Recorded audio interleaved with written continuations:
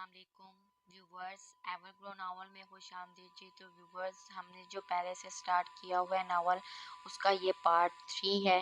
اس سے پہلے اگر آپ نے میرے چینل کو سبسکرائب نہیں کیا تو کائنڈلی میرے چینل کو کر دیں سبسکرائب، اور ساتھ میں بیل آئیکن کے بٹن کو کر دیں پریس، تاکہ آنے والی ہر نئی ویڈیو بر وقت آپ کو ملتی رہے۔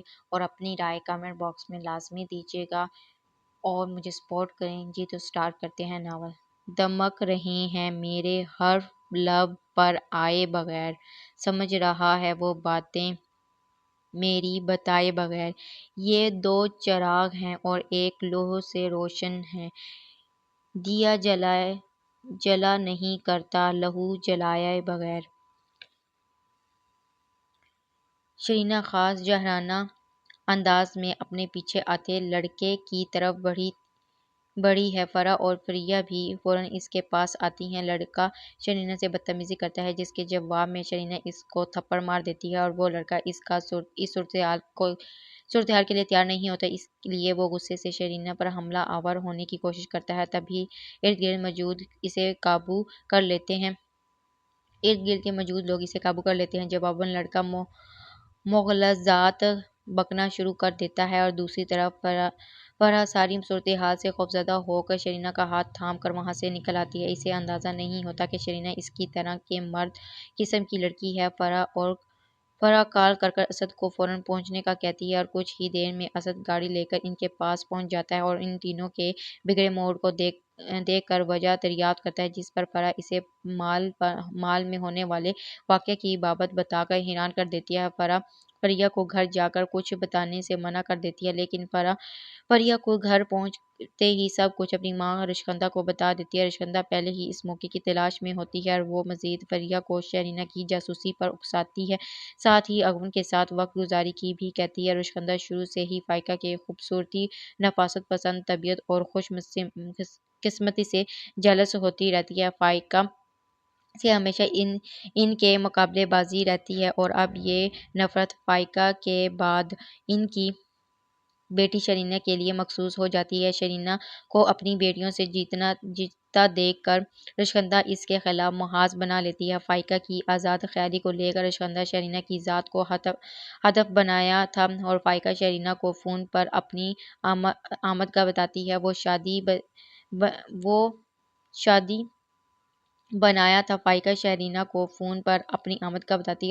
والے دن ہی پہنچ سکتی ہے۔ عثمان پاکستان پہنچ جاتے ہیں، لیکن حکومتی سطح پر ضرور کئی امور انجام دینے کے باعث وہ فوراً نہیں آ سکتے تھے۔ فائقہ شرینہ کو خاص محتاط انداز میں رہنے کی تاکید کرتی ہے۔ فائزہ اور اشفاق اغون کے ساتھ گاڑی میں آ بیٹھتے ہیں۔ شرینہ اغون کی وجہ سے واپس جا رہی ہوتی ہے، اور یہ ہی باتیں اشفاق صاحب کی پریشانی کا باعث بنتی ہیں۔ تب ہی اشفاق صاحب اغون کو سمجھاتے ہیں، شرینہ کی تربیت میں عثمان کے عکس کا بتاتے ہیں، جس پر اغون بگڑے تیوروں کے ساتھ خاموش رہتا ہے۔ زوبیہ کے گھر پر سب کا پرجوش استقبال کیا جاتا ہے۔ فنکشن اپنے عروج پر ہوتا ہے جب لڑکیاں شرینہ سے بھی ڈانس کی فرمائش کرتی ہیں۔ شرینہ پہلے انکار کر دیتی ہے، لیکن بہت اصرار پر راضی ہو جاتے ہیں۔ تب ہی اغون کسی کام سے زنانے حصے کی طرف آتا ہے، اور شرینہ کو دیکھ کر مزید ناگواریت کا شکار ہوتا ہے۔ واپس پلٹ جاتا ہے۔ اغون مارکیٹ میں ہونے والے تمام واقعے کی بابت فرح سے دریافت کرتا ہے۔ تب وہ اسے ساری صورتحال بتا کر شرینہ کا دفاع کرنا چاہتی ہے، لیکن اغون اسے غصے سے سخت سست سناتا شرینہ سے محتاط رہنے کا کہتا ہے۔ شرینہ اسد کے ساتھ مہندی کے فنکشن سے جلدی واپس آ جاتی ہے، اور اغون کے کمرے کا حشر نشر کر دیتی ہے۔ اس نے ایک طرح سے اغون سے انتقام لیا ہوتا ہے، اور دوسری طرف جب اغون واپس آتا ہے تو اپنے کمرے کے حالات دیکھ کر ششدر رہ جاتا ہے، اور فرح کے ساتھ فائزہ سے بھی اس کے متعلق پوچھتا ہے، اور دونوں ہی لاعلمی کے باعث اس کا شک شرینہ پر یقین کی مہر لگا دیتا ہے۔ یہ پچھلی جو ایپیسوڈ گزری ہے نا، اس کا یہ تھیم تھا۔ اب یہ جو 3rd ایپیسوڈ ہے نا، یہ یہاں سے سٹارٹ یعنی کنٹینیو ہو رہی ہے جی۔ تو ہم سٹارٹ کرتے ہیں۔ فرح کمرے میں آئی تو شرینہ سو چکی تھی۔ شرینہ تقریب سے جلدی لوٹ آئی تھی۔ مہندی کی رسم کے دوران شرینہ کی شیان کے ساتھ ہلکی پھلکی چھیڑ چھاڑی پر اغون کا ڈانٹنا اور پھر شرینہ کا تکرار توڑ ثابت ہونا ایسی باتیں تھیں جو فرح کو اندر ہی اندر परेशान कर चुकी थी। अगवन शरीना को सख्त नापसंद करता था, ये हकीकत वो अच्छी तरह जानती थी, लेकिन वो नापसंदीदगी के साथ साथ शरीना से सख्त नफरत करता था, ये हकीकत इसे अब पता चल रही थी। वो अगवन के रवैयों और शरीना की रिएक्शंस को लेकर अज हद परेशान थी। अगवन सारे खानदान में सबसे ज्यादा तंग मजाज और सख्त दिल इंसान था, और वो जिस बात पर अड़ जाता था तो फिर दुनिया की कोई भी हालत ताकत इसे इस बात से नहीं हटा सकती थी। शरीना बिगड़े हुए लड़की ना थी, लेकिन अगवन के रवैयों पर वो जिस तरह रिएक्शन दे रही थी, वो शरीना की तन मिजाजी बिगड़ी हुई तबीयत के साथ साथ बेहद ज्यादा मुंतकी मिजाज फितरत को भी जाहिर कर रही थी। न जाने क्यों फरवा को लग रहा था कि अगवन के कमरे की तमाम तर तकरीबी कारी के पीछे शरीना का हाथ जरूर है। वो मुलाजिम से अच्छी तरह इन्वेस्टिगेट कर चुकी थी। सबसे पहले घर आने वालों में से शरीना भी अफगन को वो कमरा और ऊपर वाली मंजिल पर होने की वजह से वहां होने वाली तमाम तर तोड़ फोड़ का शोर नीचे तक तो नहीं आ सका था, लेकिन काम करने वाली मुलाजिमा ने शरीना को ऊपर की सिमत जाते जरूर देखा था, और यही बाद मुलाजिमा ने अफगन के सामने भी कह दी थी। शरीना का नाम सुनकर अफगन का चेहरा एकदम सुर्ख हो गया था। वो अफगन की तबीयत और मिजाज को खूब अच्छी तरह जानती थी। वो अब शरीना को बख्शने वाला ना था, और अगर वाकई इस सारी तकरीबी का कारी में शरीना का हाथ था तो वो अंदाज़ा लगा सकती थी कि आने वाले दिनों में दोनों के दरमियान शदीद जंग व जदाल वाला माहौल पैदा होने वाला था। फरहा ने वॉल्यूम बंद कर दिया था। वो खुद से भी मुलाजिम से भी अच्छी तरह बाज परस्त कर कर आई थी। अफगन तो गुस्से से कमरे से चला गया था, लेकिन शरीना को अब सोता पाकर इसे गुस्सा आ रहा था। इसने सुबह इस सिलसिले में शरीना से तफसीली बात करने का सोचकर लाइट ऑफ कर दी थी। वो सुबह सोकर उठी तो बहुत पुरसुकून थी।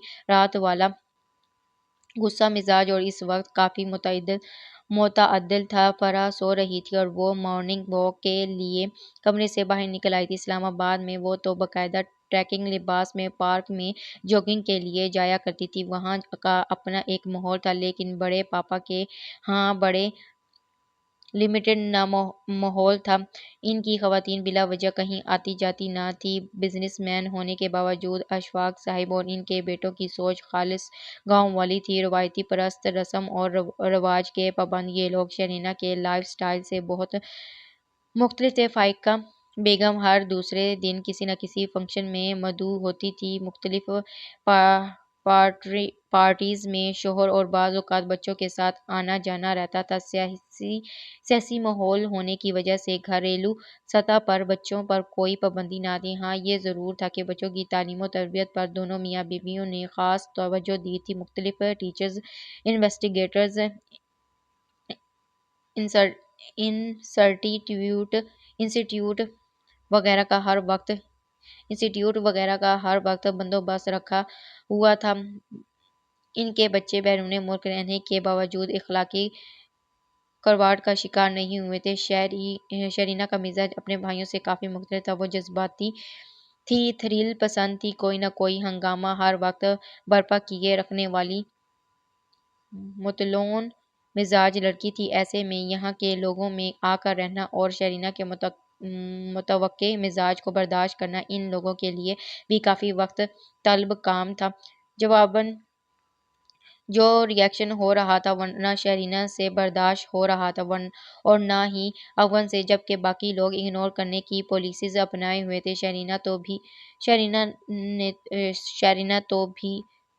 थी ही चैलेंजिंग मिजाज। अफगन का रवैया इसके लिए एक चैलेंज ही तो था। वो मनफी रवैया जिसने न सिर्फ शरीना की नस्वानियत को ठेस पहुंचाई थी, बल्कि इसके कामाना मिजाज को भी एक इंतकामी चैलेंज दे दिया था। इसे अपने रवैये पर कोई शर्मिंदगी ना थी। अफगन के कमरे की तोड़ फोड़ करने के बाद वो बहुत मुतमईन थी और इसे ज़रा भी नदामत ना थी। इसे कतई फ़र्क नहीं पड़ता था कि कमरे की हालत देखने के बाद अफगन की जहनी हालत क्या होगी। वो बस ये सोच कर ही मुतमईन थी कि वो अफगन की ईंट का जवाब पत्थर से दे आई थी। अब अफगन का क्या रिएक्शन होगा इसे कतई परवाह ना थी। इस वक्त भी वो बड़े मुतमईन से अंदाज में लॉन में वॉक कर रही थी जब अफगन की गाड़ी गेट के सामने आकर रुकी थी। इसने हैरान होकर افغان کی گاڑی اور پھر اسے دیکھا تھا۔ واچ مین نے گیٹ کھول دیا تھا۔ افغان نے پورچ میں گاڑی کھڑی کی اور وہ بھی شرینہ کو دیکھ چکا تھا۔ ہمیشہ کی طرح اس کے چہرے کے زاویے تن گئے تھے۔ عضلات میں سختی در آئی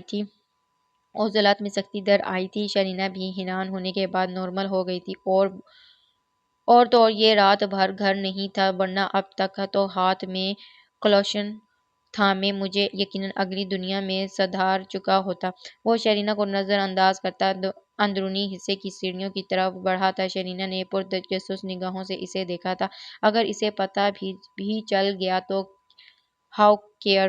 اس نے کندھے اچکائے۔ وہ واک کرنے کے بعد اماں بھی جس کمرے میں ٹھہری ہوئی تھی ادھر ہی آ گئی تھی، لیکن اماں بھی کے ساتھ افغان کو بیٹھے دیکھ کر رک گئی تھی۔ اور اماں بھی بستر پر لیٹی ہوئی تھی، ایک ہاتھ میں تسبیح تھی اور دوسرے ہاتھ افغان کے کندھے پر تھا۔ دونوں نے اسے دروازے میں رکتا دیکھا تھا۔ ری ایکشن دونوں کا ہی مختلف تھا۔ اماں بھی کے چہرے پر ایک دم بڑی نرم سی مسکراہٹ در آئی تھی، جبکہ افغان کے چہرے پر ایک واضح اور نفرت انگیز گواری چھائی تھی۔ آپ آرام کریں، میں ذرا چینج کر لوں؟ وہ اماں بھی کا ہاتھ دونوں ہاتھوں میں لے کر نرمی سے دبا کر کھڑا ہو گیا اور اماں بھی کے پاس سے ہٹ کر دروازے کی طرف بڑھا تو شرینہ کے پاس سے گزرتے وہ ایک پل کو رکا تھا۔ اس کی آنکھوں میں عجیب سرد مہری تھی۔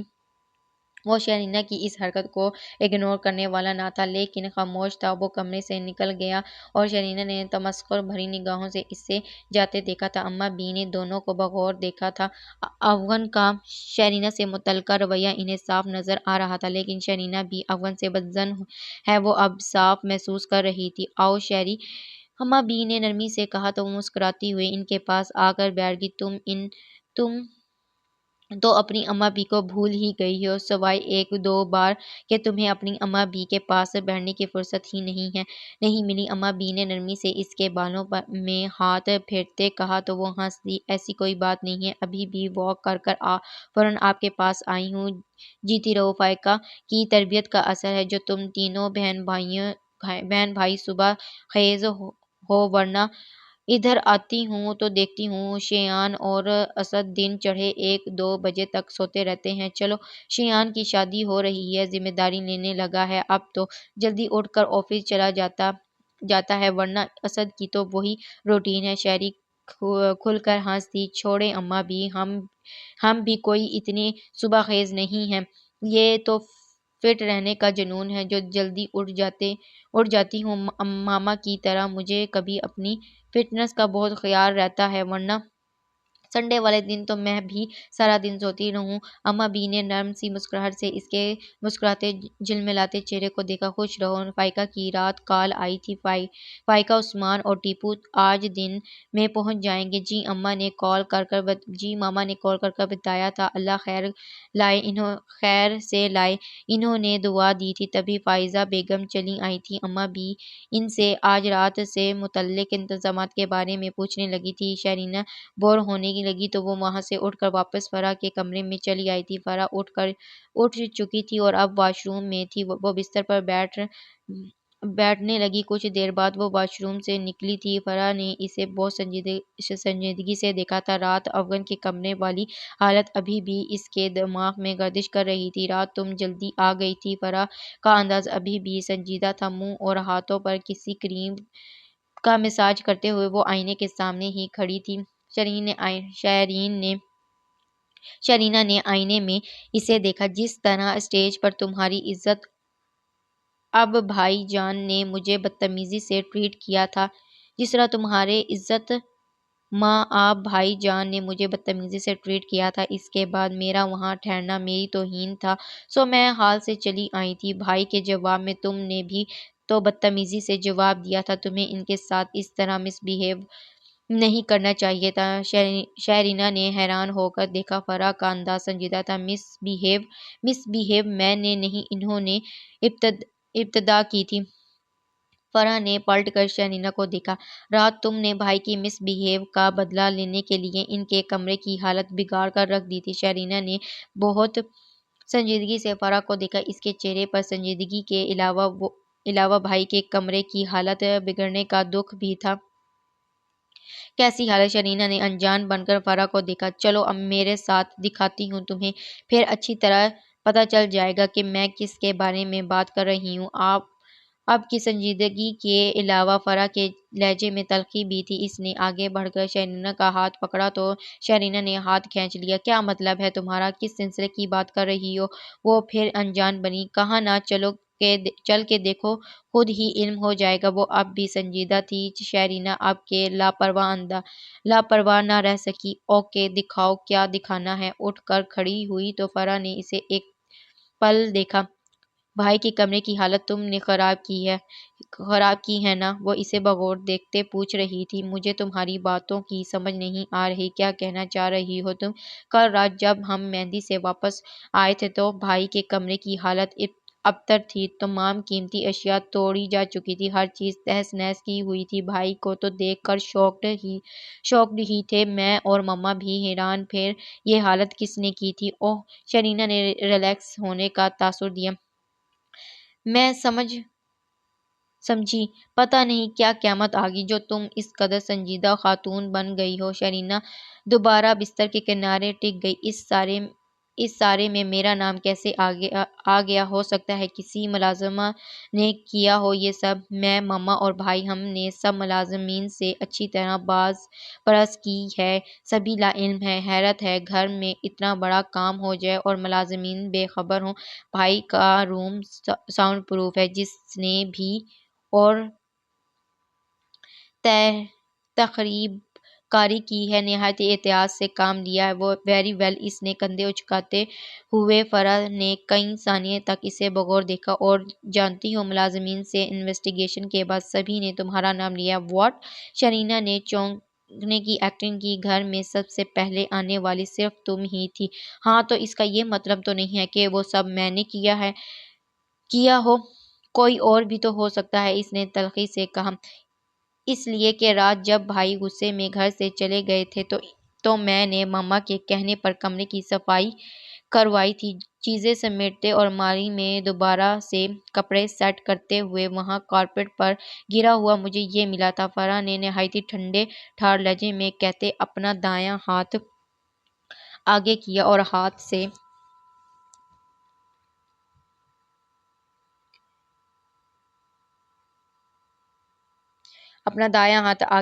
ہاتھ پر سے آستین اٹھا کر جو چیز سامنے کے اسے دیکھ کر شرینہ ایک پل کو ٹھٹک گئی تھی۔ فرح کی کلائی میں جگمگاتا بریسلٹ کل رات مہندی کے فنکشن میں اس نے ہی دائیں کلائی میں فرح سے بندھوایا تھا۔ فرح کو اس کا یہ بریسلٹ بہت پسند آیا تھا۔ وہ رات گھر آتے ہی سب کچھ اتار کر لباس بدل چکی تھی، صرف یہ بریسلٹ ہی نہیں اتارا تھا، اس کا ہک اس سے نہیں کھل رہا تھا۔ فرح نے ہی ہک لگایا تھا۔ ہک لوز تھا جو اس نے دانتوں میں دبا کر اچھی طرح بند کر دیا تھا۔ جبکہ لباس بدلتے اور چیزیں اتارتے وہ عجلت میں تھی۔ اس نے ہک کھولنے پر وقت ضائع کرنے کے بجائے باہر کی راہ لی تھی۔ اسے علم نہیں ہوا تھا کہ کس وقت عالم جنون میں اغون کے کمرے میں تباہی مچاتے یہ بریسلٹ اس کی کلائی سے گر گیا تھا۔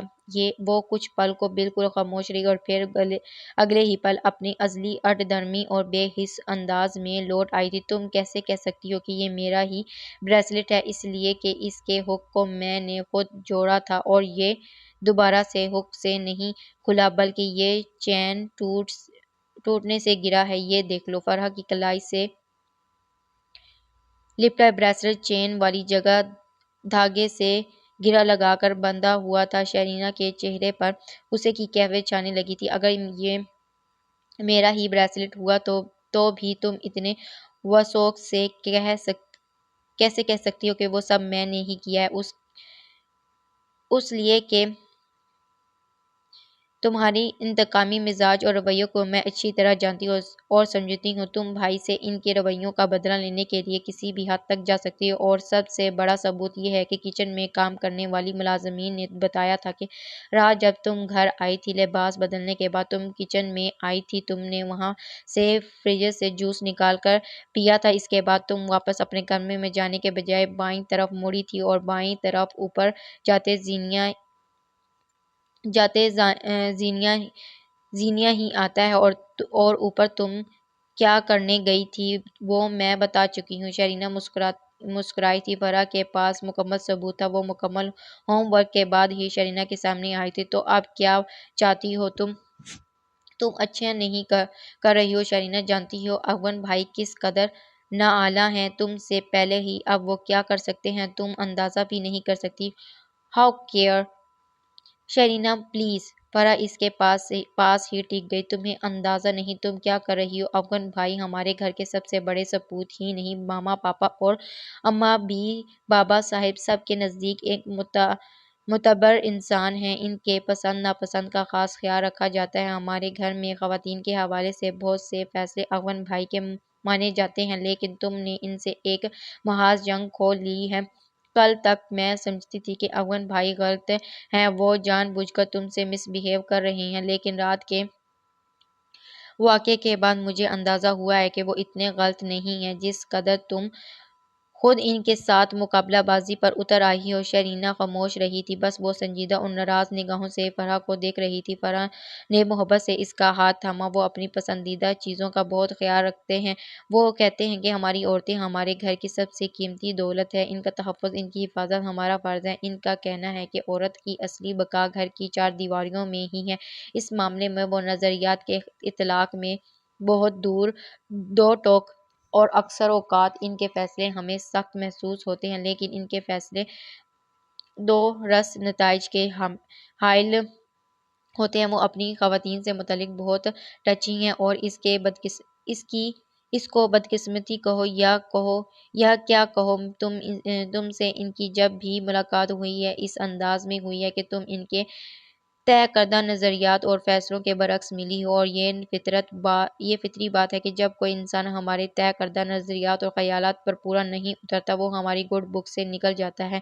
تمہارا اور بھائی کے معاملے میں بھی یہی ہوا ہے۔ نہ تم غلط ہو نہ ہی وہ، بس سوچ اور نظریات کے تفکرات نے یہ صورتحال پیدا کر دی ہے۔ تم دونوں ایک دوسرے کو نیچا دکھانے کی کوشش میں دوسروں کے ساتھ ساتھ اپنا بھی نقصان کیے جا رہے ہو۔ شرینہ نے بے دلی سے سب کچھ سنا تھا۔ میرا اس میں کوئی نقصان نہیں، ان کی سوچ، ان کے نظریات، مائی فٹ، میں ان کو بس یہ بتانا چاہتی ہوں کہ شرینہ عثمان کوئی عام لڑکی نہیں ہے، وہ نہ جانے کس بھول میں ہے۔ میں نے بھی ان کو زمین کی دھول نہ چٹائی تو شرینہ عثمان میرا نام ہے۔ وہ نحوست سے کہہ کر کھڑی ہوئی تھی، تم نقصان اٹھاؤ گی افغان بھائی کے غصے اور ری ایکشن کا تمہیں اندازہ ہی نہیں ہے۔ اس نے بھی تلخی سے کہا، جب نقصان اٹھاؤں گی تو مدد کے لیے تمہارے پاس نہیں آؤں گی، میں اپنا ہر نفع نقصان کی ذمہ دار ہوں۔ So do not care. Farah نے بے بسی سے اسے دیکھا۔ افغان بھائی کو تم پر بہت ہی شک تھا، انہوں نے ملازمین کو بلا کر پھر کنفرم کر لیا تھا، اس کے بعد جو کریں گے وہ تم اندازہ بھی نہیں لگا سکتی۔ اس نے پھر سمجھانا چاہا، میں اندازہ لگانا ہی نہیں چاہتی، یہ محض آرائی انہوں نے شروع کی ہے، اس کی کیا نتائج نکلتے ہیں پرواہ نہیں، لیکن میں بھی ان کو بتانا چاہتی ہوں کہ شرینہ عثمان کون ہے، وہ بھی اچھی طرح جان لیں۔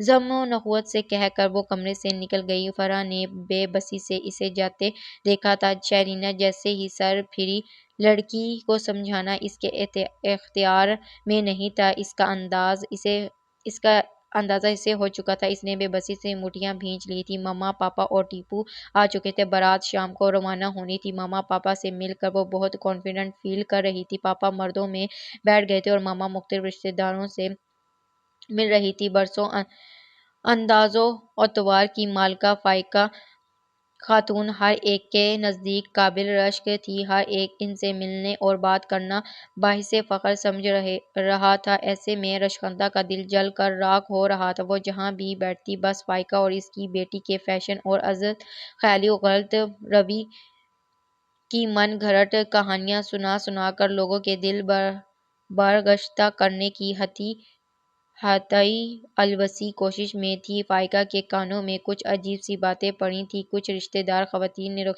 رشکندہ کا نام لیے بغیر سنی سنائی باتیں فائقہ تک پہنچائی تھیں۔ وہ ازحد پریشان ہوئی تھی، وہ سیدھی اماں بی کے پاس چلی آئی تھی۔ وہ کچھ خواتین میں گھری بیٹھی تھی۔ فائقہ نے بڑے حوصلے سے خواتین کے اٹھنے کا انتظار کیا اور پھر ان کے جانے کے بعد انہوں نے اماں بی سے بات شروع کی۔ اماں بی، میں تو شادی میں آئی تھی شرکت کے لیے، لیکن یہاں آ کر چند ایک باتیں سن کر میں تو بے حد پریشان ہو گئی ہوں۔ کیسی باتیں؟ انہوں نے دیکھا فائقہ الجھن کا شکار ہے۔ شرینہ نے روبیہ کی مائیوں والے دن ڈانس کیا تھا، اس بات کو لے کر عجیب سی باتیں مشہور ہیں یہاں۔ اماں نے ایک گہرا سانس لیا، یعنی باتیں فائقہ تک بھی پہنچ گئی تھیں۔ جاہل لوگ ہیں، بچیوں نے مل کر کچھ شور شرابہ کر لیا تو اس میں کون سی برائی ہوگی؟ اس نے اور لڑکیوں نے بھی ڈانس کیا تھا، ان کو تو کوئی کچھ نہیں کہہ رہا۔ فائقہ بے حد دل برداشتہ نظر آ رہی تھی۔ پریشان نہیں ہوتے، سب ٹھیک ہو جائے گا۔ اصل میں یہ سب کیا دھرا رشکندہ کا ہے اور وہ اس کی لڑکیاں ہی غلط باتیں پھیلا رہی ہیں لوگوں میں۔ کیا؟ لیکن کیوں؟ فائقہ رشکندہ کا نام سن کر بے پناہ حیران ہوئی تھی۔ بس وہ تم سے اور شہری بیٹی سے حسد کرتی ہے اور کچھ نہیں۔ فائقہ کی حیرانی وہ چند ہوئی۔ حسد کرتی ہے؟ لیکن حسد کرنے کی کوئی وجہ بھی تو ہو۔ بس سمجھو، بعض لوگ ہوتے ہیں وہ چاہتے ہیں کہ دنیا کی سب سے اچھی چیزیں، سب اچھے لوگ، سب کچھ ان کے پاس ہو۔ رشکندہ تو اول روز سے تمہارے ساتھ مقابلے بازی کرتی آئی ہے، تم نے تو ہمیشہ اسے نظر انداز کیا، لیکن میں الجھتی ہوں، اس نے کہاں کہاں تمہیں ذلیل کرنے کی کوشش کی تھی؟ لیکن میں سمجھتی ہوں کہ اس نے کہاں کہاں تمہیں ذلیل کرنے کی کوشش کی تھی۔ اصل میں وہ برداشت نہیں کر پا رہی کہ عثمان کی شہرت اور اس کی حیثیت اور مرتبہ اور عثمان کی بدولت تمہیں ملنے والا پروٹوکول۔ اماں بی نے بہت اچھی طرح وضاحت دی، لیکن جو بھی ہے، اس کا یہ ہرگز مطلب نہیں کہ میری بیٹی سے متعلق کچھ بھی پھیلاتی رہے اور میں خاموش رہوں۔ فائقہ کا انداز دو ٹوک تھا۔ نظر انداز کر دو، ہم بھی شیان کی شادی کی وجہ سے نظر انداز کر رہے ہیں، بعد میں موقع دیکھ کر دو ٹوک بات کریں گے، اس سے تم فکر مت کرو، وہ سب ٹھیک ہے۔ اماں بھی، لیکن ایک اور بات نے بھی مجھے پریشان کر دیا۔ اماں بی نے سوالیہ نگاہوں سے فائقہ کو دیکھا۔ رشکندہ افغان کا رشتہ اپنی بیٹی فریہ سے کرنا چاہتی ہیں؟ اماں بی مسکرائیں۔ کسی کے چاہنے یا نہ چاہنے سے کچھ نہیں ہوتا، ہوگا وہی جو رب چاہے گا۔ افغان ہمارا بچہ ہے، اس کی زندگی کا فیصلہ کرنے کا اختیار ہمیں یا اس کے والدین کو ہے، باقی رشکندہ یا دیگر لوگ کیا چاہتے ہیں ہمیں اس کی پرواہ نہیں۔ میں نے تو یہ بھی سنا ہے کہ افغان فریہ میں دلچسپی لے رہا ہے۔ اماں بی کے چہرے پر ناگواری چھائی۔ استغفر اللہ، رشکندہ اپنی ہی بیٹی کو بدنام کر رہی ہے، ورنہ افغان کس مزاج کا ہے ہم سے بہتر کون جان سکتا ہے۔ فائقہ قدرے ریلیکس ہوئی۔ اماں بھی کچھ سوچ بچار کر رہی تھی، پھر انہوں نے فائقہ کو دیکھا۔ فائقہ کے چہرے پر ہلکی سی الجھن ابھی بھی باقی تھی۔ کیا ہوا؟ فائقہ نے نفی میں سر ہلا۔ وہ سب ایک طرف، لیکن میں آج افغان سے ملی ہوں، اس کے تیور مجھے کچھ اچھے نہیں لگے، بس سلام دعا کی، چچا سے ایک دو بات کی، پھر فریہ نے بلا لیا تو اس کے ساتھ چلا گیا تھا۔ اماں بھی چونکی، کچھ دیر سوچا اور پھر فائقہ کو دیکھا۔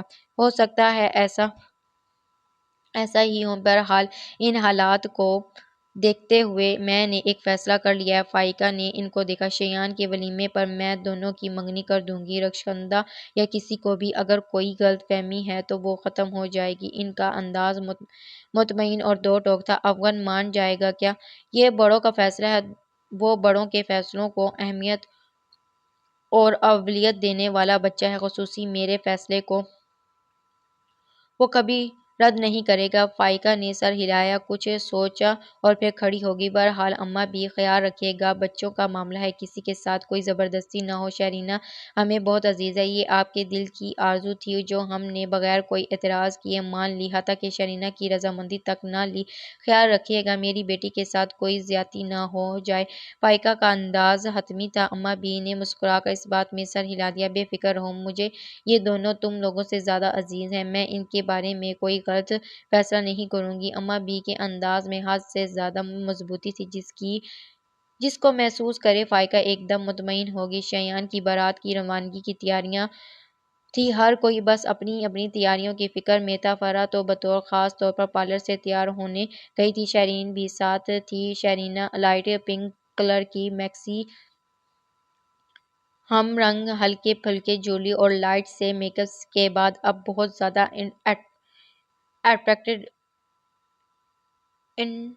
ایکٹیو سی ہو گئی تھی، دل موم لیے والا حسن اور اوپر سے رہائش و زیبائش کا نکھار۔ فرح نے شرینہ کے ساتھ اپنے سنجیدہ سے موڈ کے باوجود اس کی بہت تعریف کی تھی، جواباً اس نے بھی فرح کی تعریف کی تھی۔ دونوں کے درمیان اغون کے کمرے کی حالت خراب کرنے والی بات پر دوبارہ بات نہیں ہوئی تھی۔ فرح نے خود بھی اپنا موڈ ٹھیک کر لیا تھا، جواباً شرینہ نے بھی منہ بنانا مناسب نہ سمجھا تھا۔ دونوں تیار ہو کر ڈرائیور کے ہمراہ گھر پہنچی تو وہاں افراتفری کا عالم تھا۔ بارات روانہ ہونے کو تھی، کچھ لوگ گاڑیوں میں بیٹھ چکے تھے اور کچھ ابھی بیٹھ رہے تھے۔ وہ فرح کے ساتھ ساتھ تھی، فرح خود بھی اسے ساتھ ساتھ رکھے رہی تھی کہ کہیں وہ پھر سے اغون کے ساتھ نہ الجھے۔ فرح کو کہو شایان کے کمرے کے لاکر میں جو رقم رکھی ہوئی ہے وہ لے کر جلدی آئے، اس کے بابا کافی ناراض ہو رہے ہیں۔ پہلے ہی بارات کافی لیٹ ہو چکی ہے، جلدی کرو نا ذرا، فائزہ نے شرینہ کو کہا اور خود کسی اور کام میں الجھ گئی۔ فرح اپنے کمرے میں تھی اور وہ بارات کے ساتھ لے کر جانے والے تحائف اور بری کا سامان ملازمین کی مدد سے گاڑیوں میں رکھوا رہی تھی۔ یہ کیا کر رہی ہو؟ میرج ہال میں ان چیزوں کا کیا کام؟ اس نے حیران ہو کر بری کے بڑے بڑے سوٹ کیس کو دیکھا۔ تمہیں نہیں، ان پھپھو کی ساری سسرال گاؤں سے بلونگ کرتی ہیں، ان لوگوں نے بطور خاص کہلوایا تھا کہ بری ساتھ لائی جائے اور دکھائی بھی جائے گی۔ اوہ مائی گاڈ، انبلیویبل! اس قدر ایڈوانس ہو کر بھی تم لوگ ابھی تک وہی گاؤں والے ٹپیکل رسم و رواج سے چمٹے ہوئے ہو۔ امیزنگ! فرح مسکرا دی، وہ جانتی تھی کہ شرینہ ایسے ہی حیران ہوگی۔ یہ ہمارے پھپھو کا نہیں بلکہ ان کی سسرال کا مطالبہ ہے، اب ان کی باتیں ماننا تو ہوں گی نا۔ اور پھر سے ملازم کے ساتھ مصروف ہو گئی تھی۔ بڑی مما کہہ رہی تھی کہ شایان کے کمرے میں نیک دینے کے لیے جو رقم رکھی ہوئی ہے وہ لے کر آ جاؤ، کافی لیٹ ہو رہے ہیں وہ لوگ، اس نے فائزہ کا پیغام دیا۔ اوہ مائی گاڈ، میں بھول گئی ہوں۔ فرح نے سر پر ہاتھ مارا، میں یہ سارا سامان رکھوا رہی ہوں، پلیز تم ایسا کرو، یہ کیز لو، خود ہی شایان کے کمرے کے لاکر سے رقم لے کر مما کو دے دو پلیز۔ اس نے اپنے پرس میں سے چابیاں نکال کر اس کو دیں۔ یہ کمرے کی چابی ہیں، یہ الماری کی اور یہ لاکر کی، وہ عجلت میں بتا کر ملازم کے ساتھ ہی باہر نکل گئی تھی۔ شرینہ گہرا سانس لیے باہر نکل آئی۔ تقریباً سبھی مہمان روانہ ہو چکے تھے، اب صرف ایک دو گاڑیوں کے علاوہ دولہا کی گاڑی اور گھر کی دو تین خواتین ہی رہ گئی تھیں۔ وہ زینیاں طے کرتے اوپر آ گئی تھی۔ وہ اوپر اغون کے کمرے کے بالکل سامنے ہی شایان کا کمرہ تھا۔ اغون کے کمرے کو کینہ تن نگاہوں سے گھورتے اس نے کی سے شایان کے کمرے کا دروازہ کھولا تھا، پھر اندر آ کر اس نے دیوار گیر الماری کا لاک کھولا۔ وہاں تین چار دراز تھے، تقریباً سبھی اوپن تھے، صرف ایک دراز لاک تھی۔ اس نے لاک کھولا اور پھر اندر موجود لاک کھول کر اس نے وہاں موجود براؤن انویلپ کو اٹھا کر دیکھا۔ وہاں 500 کے نوٹوں کی 3 گڈیاں تھیں۔ یہ کیا ہو رہا ہے؟ وہ ابھی انویلپ ہی دیکھ رہی تھی جب اس آواز نے اسے ایک دم ڈرایا۔ وہ ایک دم چیخ کر پلٹی تھی، لیکن عقب میں اغون کھڑا تھا۔ وہ اسے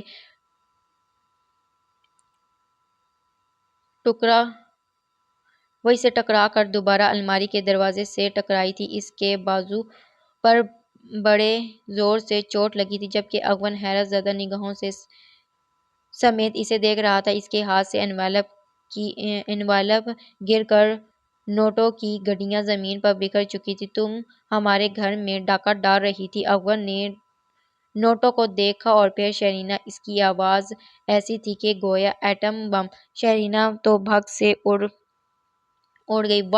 What do you mean? I am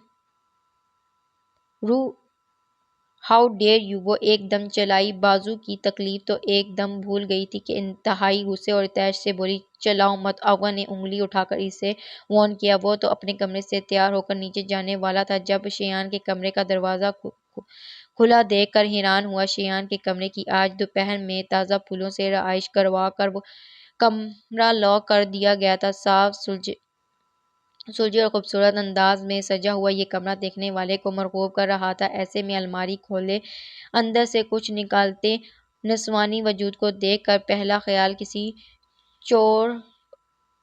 چوری ڈاکو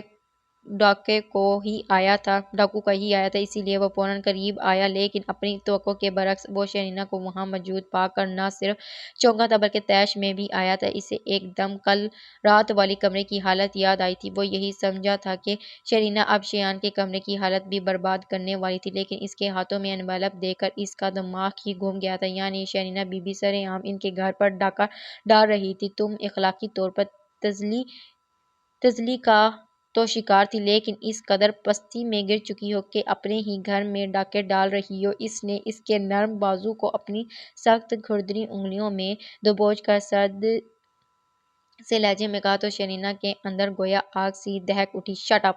وہ پوری قوت سے چلائی۔ یو آلسو شٹ اپ!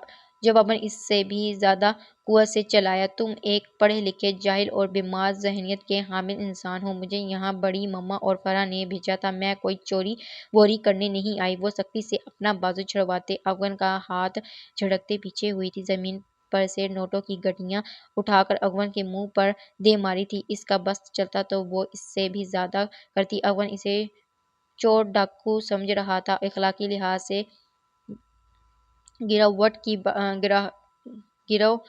بات کر رہا تھا۔ اس کا بس نہیں چل رہا تھا کہ وہ اسے شوٹ کر دے۔ تم خود کو سمجھتی کیا ہو؟ جب چاہے مجھے ذلیل کر کر رکھ دو۔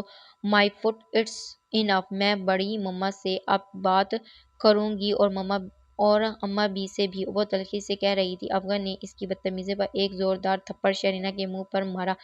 تمہاری بدتمیزی کا جواب میرے پاس بس یہی ہے۔ جاؤ، جس کو جو بھی چاہے بتاؤ، آئی ڈونٹ کیئر! وہ نخوت سے کہتا وہاں سے چلا گیا تھا۔ شرینہ وہ منہ پر ہاتھ رکھے حیرت سے اسے جاتا دیکھتی رہی۔ فرح سامان رکھوا کر واپس آئی تو فائزہ نے اسے آ لیا۔ سامان رکھوایا؟ جی شکریہ!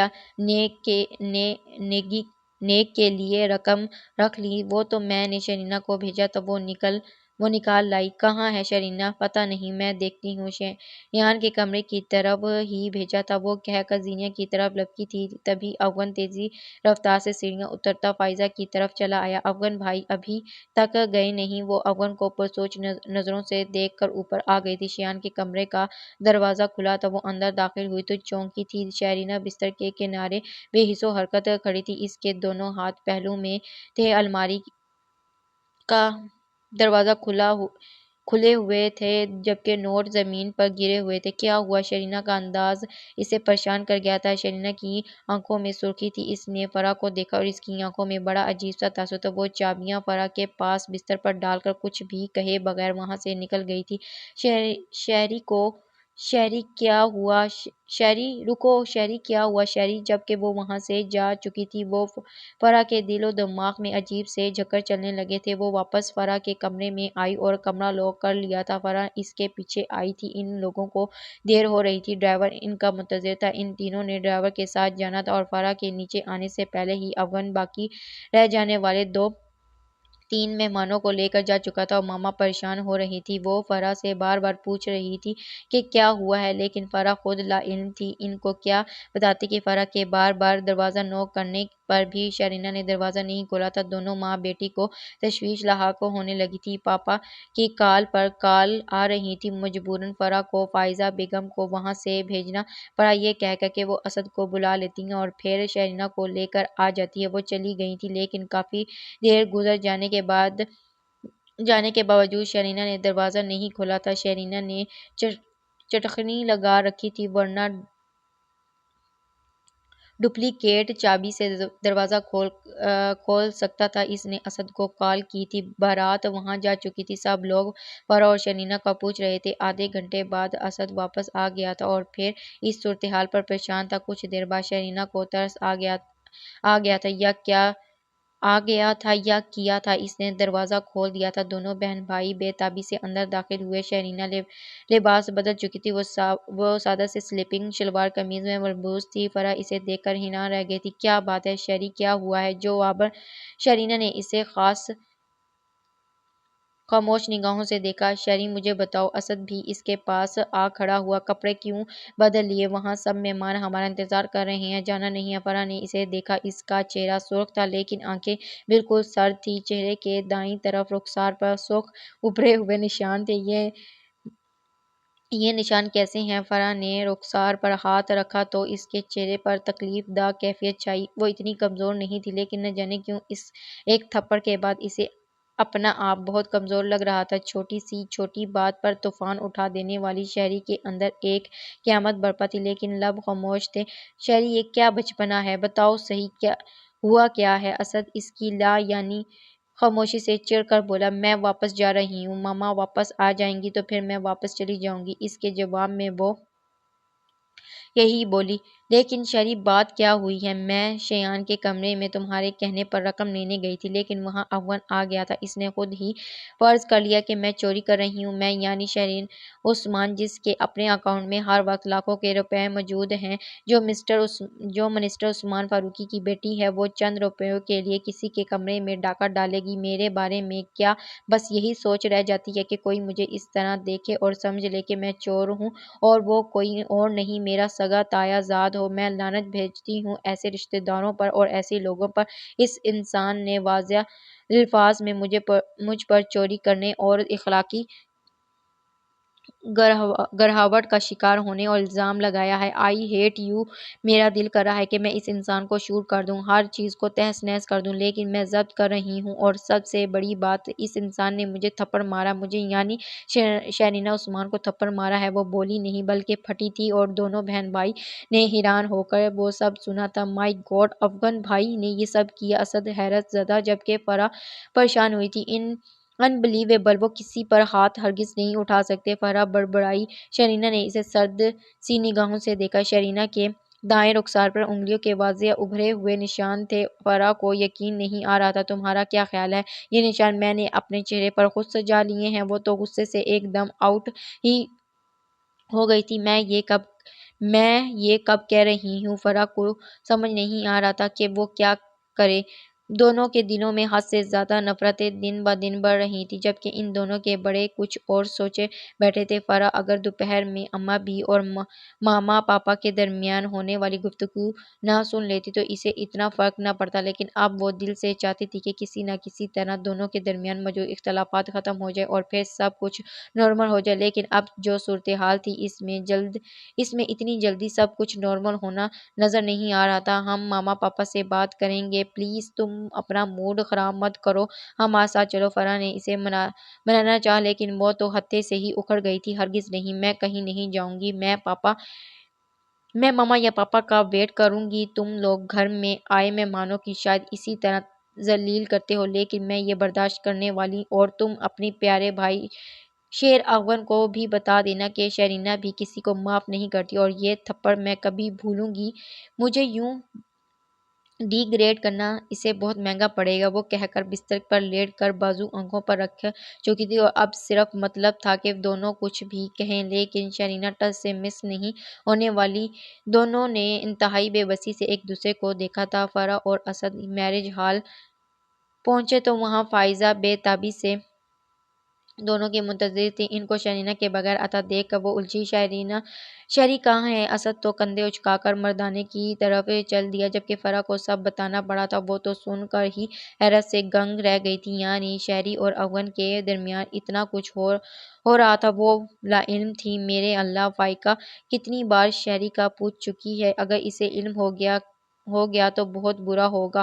اپنی اولاد تو سب کو عزیز ہوتی ہے، شہری کو تو کسی نے پھولوں کی چھڑی سے بھی نہیں چھوا۔ اور افغان نے اس پر ہاتھ اٹھایا۔ اف میرے اللہ! انہوں نے صدمے سے سر تھام لیا۔ وہ کسی بھی طرح بات سننے پر آمادہ ہی نہیں، وہ تو دھمکی دے رہی تھی کہ وہ واپس چلی جائے گی۔ خالہ اور چچا جان کو ساتھ لے کر عثمان اور فائقہ کو علم نہیں ہونا چاہیے، بات بہت بڑھ جائے گی۔ وہ کچھ سوچنے لگی۔ میں اماں بھی کو بتا کر آتی ہوں، پھر شہری کو لے کر آتے ہیں، تم میری ساتھ چلو۔ فرح نے سر ہلایا۔ وہ اماں بھی کو ضروری کام سے گھر جانے کا کہہ کر اسد کے ساتھ وہاں سے نکلی۔ وہ تو شکر تھا کہ میرج ہال آدھے گھنٹے کی مسافت پر تھا۔ اسد نے تیزی سے رفتار سے ڈرائیو کرتے دونوں کو 15 منٹ میں گھر پہنچا دیا تھا۔ کمرہ شکر ہے کہ لاک نہیں تھا۔ شہری دونوں کو پھر سے دیکھ کر الجھی۔ فائزہ نے اس سے خود بات کی تھی، افغان کے رویے کی معذرت کی اور اسے سمجھایا بجھایا۔ شرینہ سنجیدہ رہی تھی ان کے بار بار کی معذرت رانہ رویے پر۔ شرینہ کا دل ان کے معاملے میں کچھ نرم ہوا، لیکن وہ شادی میں جانے پر رضامند نہ تھی۔ دیکھو بیٹا، میں مانتی ہوں افغان نے بہت غلط کیا ہے، لیکن اس وقت ہمارے ساتھ چلو۔ فائقہ کو علم ہوا تو وہ بہت دکھی ہوں گی۔ پلیز بیٹا، میری خاطر پلیز۔ شرینہ اتنی پتھر دل نہ تھی کہ ان کے اس قدر معذرت رانہ رویے پر بھی پتھر دل بیٹھی رہتی۔ وہ فائزہ کو اپنی ماں جیسی عزت دیتی تھی، لیکن اس بار اس گھر میں اسے بار بار ڈیگریڈ کیا گیا تھا، جس کی وجہ سے وہ ہر ایک سے حد زیادہ بدظن ہو چکی تھی۔ وہ بادل نخواستہ وہاں جانے پر آمادہ تھی۔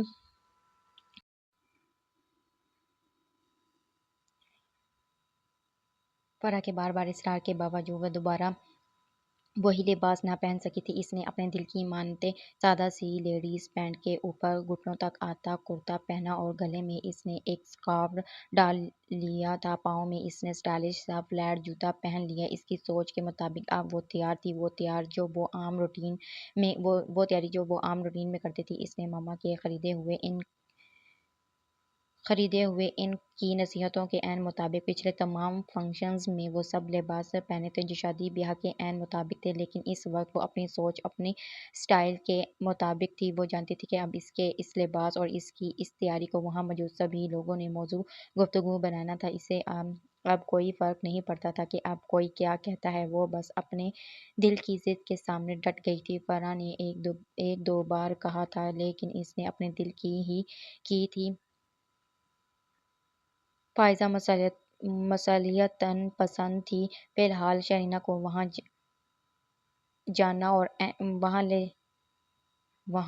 جانا اہم تھا۔ لباس جو بھی تھا، شرینہ کا مان جانا اس کے لیے فی الحال یہی سب تھا۔ وہ میرج ہال میں آ گئی تھی۔ وہاں موجود بہت سے لوگوں نے اسے عام اور بہت ساروں نے بطور خاص دیکھا، جبکہ وہ مطمئن تھی۔ وہ اب اپنے دل کے کر کے بہت پرسکون تھی۔ فائقہ نے اسے دیکھا تو حیران ہوئی۔ تم یہ کیا پہن کر آ گئی ہو؟ شہری پارلر سے جب تیار ہو کر آئی تھی تو چینج کیوں کیا؟ وہ مسکراتی ہوئی فرح کو دیکھا۔ فرح نے فوراً خالہ کے گلے میں بازو حمایل کیے۔ وہ شہری کے سوٹ پر مجھ سے تیل گر گیا تھا، سارا سوٹ خراب ہو گیا تھا، اسی لیے شہری نے چینج کر دیا تھا۔ فرح کے بہانے پر شرینہ نے کندھے اچکائے۔ اسے کوئی فرق نہیں پڑتا تھا کہ فرح فائقہ کو کیا بتاتی ہے۔ سارا راستہ فائزہ سے فائقہ سے ان سب باتوں کا ذکر مت کریے ورنہ وہ بہت ہرٹ ہوں گی، کہتی آ رہی تھی، اور شرینہ سارے راستے سوچتی آئی تھی کہ وہ ماما کو سب ضرور بتائے گی۔ اس وقت وہ خاموش رہی تھی، لیکن اندر ہی اندر وہ افغان کو لے کر خاصی بدگمان ہو چکی تھی۔ فنکشن خیر عافیت سے ختم ہوا تھا۔ زوبیہ کو بیاہ کر وہ لوگ گھر لے آئے تھے۔ فائزہ نے شرینہ کو ہر رسم میں فروا کے ساتھ آگے رکھا تھا، بہن کی طرح شیان سے اسے نیک دلوایا تھا۔ مجبوراً شرینہ کو بھی اپنا موڈ ٹھیک کرنا پڑا تھا۔ یہ سب لوگ اس کے ساتھ بہت اچھے تھے، وہ صرف ایک فرد کی وجہ سے سچ سے مس بہیو نہیں کر سکتی تھی۔ اس نے سوچا کہ وہ ابھی فائقہ سے ذکر نہیں کرے گی۔ کل ولیمے کا فنکشن ہے، وہ جیسے تیسے ایک دن اور برداشت کر لے تو پھر گھر جا کر وہ ماما کو سب بتا دے گی۔ وہ جو ہر وقت افغان کی تعریفوں کے پل باندھتی رہتی ہیں، ان سب کو بھی پتہ چلے گا کہ وہ کیسا جاہل، تنگ مزاج، کنورزیٹو اور گھٹیا سوچ کا حامل انسان ہے۔ یہ سب سوچ کر اس نے ایک بار پھر خود کو مطمئن کر لیا تھا، اور اس کے بعد وہ ہر ایک کام اور ہر ایک رسم میں حصہ لے رہی تھی، اور اسے پھر سے نارمل انداز میں ریئیکٹ کرتے دیکھ کر فائزہ نے قدرے سکون کا سانس لے لیا تھا، ورنہ یہ سوچ کر ہی ان کا دل بیٹھا جا رہا تھا کہ اگر فائقہ کو شرینہ نے بتا دیا تو وہ دونوں میاں بیوی کس قدر افسردہ ہوں گے۔ افغان اپنے کمرے میں سونے آیا تو کچھ دیر بعد فائزہ بھی پیچھے آ گئی تھی۔ انہوں نے افغان سے وہ وہ سب پوچھا تو کچھ پل وہ خاموش رہا۔ تم ایک سمجھدار انسان ہو، تم سے مجھے ایسے بچکانہ رویے کی امید نہ تھی۔ کوئی اور لڑکی ہوتی تو تم اسے چور سمجھ لیتے۔ چلو کوئی بات نہیں، غلطی ہو جاتی ہے، لیکن شرینہ کے لیے ایسے الفاظ استعمال کرنا سوچو۔ فائزہ کو علم ہوگا تو وہ کس قدر دکھ ہوگا، اور عثمان تک بات پہنچی تو وہ کیا سوچیں گے، اس کا بھی تمہیں اندازہ ہوگا۔ ان کے لہجے میں دکھ بھی تھا، سرزنش بھی اور ملامت بھی۔ میں نے جان بوجھ کر ایسا نہیں کیا، افغان نے ٹالنا چاہا۔ انہوں نے بغور بیٹے کو دیکھا۔ ٹھیک ہے، غلطی ہو گئی تھی، لیکن ہاتھ اٹھانے کی کیا وجہ تھی تمہارے پاس؟ ان کا لب و لہجہ بہت سنجیدہ تھا۔ وہ بدتمیزی کر رہی تھی۔ عورت کی زبان کو ہاتھ سے روکنا یہ مردانگی تو نہیں ہے۔ فائزہ نے اسے شرمندہ کیا۔ وہ کوفت کا شکار ہوا۔ ماما پلیز، تمہیں اس سے کیا اختلافات ہیں؟ مجھے اس سے کوئی ذاتی دشمنی نہیں ہے۔ وہ مجھے جان بوجھ کر زج کرتی ہے۔ تم ایک میچور پڑھے لکھے انسان ہو، تمہیں اسے اچھے انداز میں ہینڈل کر سکتے ہو۔ وہ پیار سے ہینڈل ہونے والی لڑکی نہیں ہے جو اینٹ کا جواب پتھر سے دے۔ اس کے لیے میرا رویہ ایسا ہی ہوتا ہے۔ بہرحال جو بھی ہے، تمہیں اپنا رویہ بدلنا ہوگا۔ ان کا انداز قطعی ہوا۔ ویسے بھی اماں بھی کا ارادہ ہے تمہاری نسبت شرین کے ساتھ طے کرنے کا۔ تمہارا رویہ یہ پہلے جو بھی تھا، اب رشتہ بدلنے سے تمہیں اپنے رویہ بھی بدلنا ہوگا۔ واٹ؟ افغان تو ایک دم حیرت سے اچھلا۔ یہ نہیں ہو سکا۔ وہ تو ایک دم انکاری ہوا۔ افغان کا تو یہ سن کر ہی دماغ کھولنے لگا تھا کہ اس کا رشتہ شرینہ سے طے کیا جانے والا سوچا جا رہا تھا۔ شرینہ جیسی بے باک لڑکی جو اس کے نزدیک ایک اخلاقی لحاظ سے کمزور، بے حد آوارہ مزاج لڑکی تھی، وہ تو اسے ایک پل کے لیے اپنی ساتھ برداشت نہیں کر سکتا تھا۔ یہاں ساری عمر سر تھوپنے کی بات ہو رہی تھی۔ کیا خامی ہے شرینہ میں؟ ان کا مزاج تنا ہوا۔ یہ پوچھیں کیا خوبی ہے اس آوارہ مزاج لڑکی میں؟ افغان آوارہ کے لفظ پر فائزہ کو ایک دم جلال آ گیا۔ وہ ہمارے خاندان کا حصہ ہے، خبردار اس کے بارے میں ایک لفظ بھی غلط کہا تو۔ ان کے انداز میں بہت غصہ در آیا۔ لیکن میں اس سے شادی نہیں کر سکتا۔ میں جانتی ہوں کون لوگ شرینہ کی تربیت کو ہدف بنا کر غلط پروپیگنڈا کر رہے ہیں اور کون لوگ تمہیں مس گائیڈ کر رہے ہیں۔ ایک وکیل کو آنکھوں کا اتنا اندھا اور کانوں کا اس قدر کچا نہیں ہونا چاہیے۔ بہت افسوس کی بات ہے افغان، لیکن میں شرینہ کو پسند نہیں کرتا۔ آپ لوگ مجھے زبردستی اس کے ساتھ باؤنڈ نہیں کر سکتے۔ فائزہ نے ایک دو پل اسے دیکھا۔ ٹھیک ہے، تمہارا جواب میں اماں بھی اور بابا صاحب تک پہنچا دیتی ہوں۔